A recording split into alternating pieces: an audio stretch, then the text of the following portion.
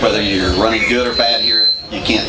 Let me get away from this. You need a lot of luck at this place. How many have seen a race here? Got quite a few. Yeah. This is, to me, of course, we only run 2 road courses, but this is by far the better of the 2.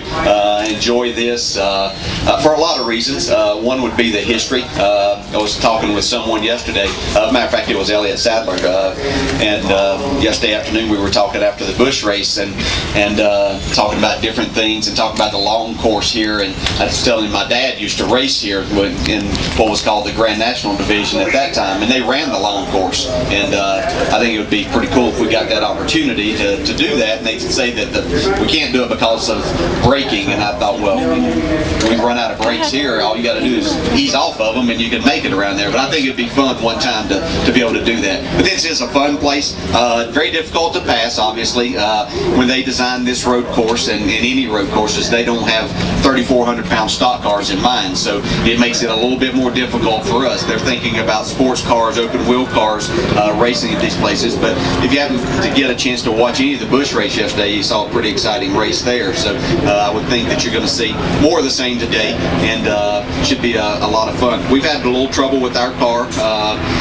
We have 3 race cars here from Robert Yates Racing, the 90 car and then Elliott's 38 car and my car, and all 3 have kind of different front suspensions on them. I'm not going to get technical on you and ask you questions after it's over or anything, but it's just, in my car is pretty close to, it's not stock, it's obviously made for a road course, but Elliott's car has kind of a next generation spindle package on it that helps his car to turn and do things that literally mine won't do without doing some other stuff and trying to make that happen. And then the 90 car is way advanced with some different things, and it's just a matter of doing different things. And of course, Mark Goosens is a road racer, and that's why they put it on his car to try that out and for the future. So there's a lot of things going on out there, chassis-wise, especially the things that people are doing for these 2 road course races that we haven't gotten that part of the technology down yet. This is the first time Elliott's run those things. So anyway, we're struggling a little bit, and it hurts us where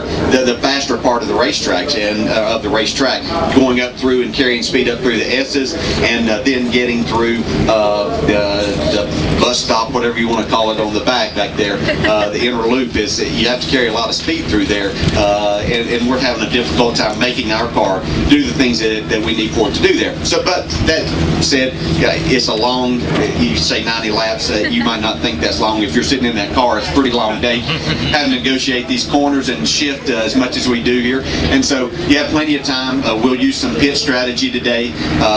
Probably we're not going to catch anybody by surprise with our strategies, because some of it was done at Sonoma earlier in the year by a few teams.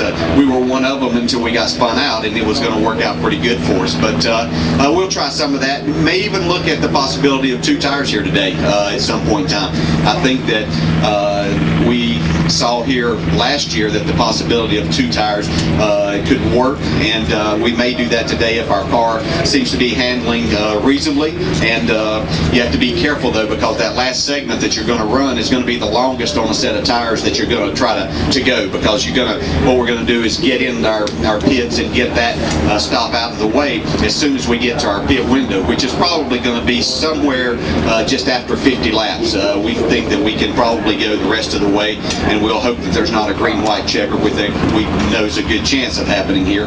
But if we get to that point, we'll have to worry about that then. But that'll kind of be our strategy to get in the pit. So you're going to have 40 laps at least on the tires. So you're pretty much going to have 4 tires at that time.